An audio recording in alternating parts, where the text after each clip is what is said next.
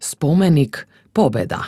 Spomenikот Победа 100 години потоа е донација на уметникот и скулптор Златко Бојковски, а е посветен на сите жртви од Првата светска војна.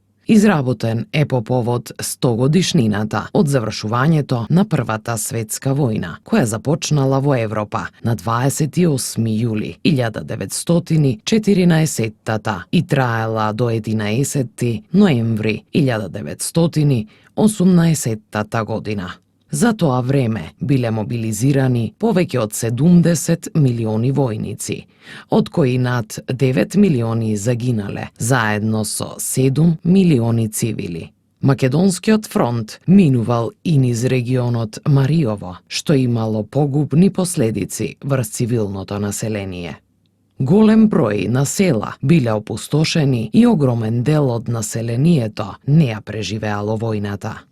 Скулптурата е тешка околу 2 тона и е создадена од шрапнели, бомби, шлемови и други остатоци од Првата светска војна. Градешница е родно село на уметникот и лично тој долго време ги собирал остатоците по линијата на фронтот. Употребата на некогаш убиствените експлозивни средства за споменик на кој е представен конј со дигната нога ја символизира победата на животот над смртта.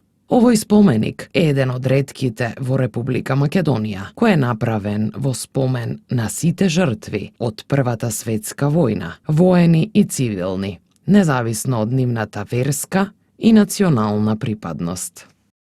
Споменик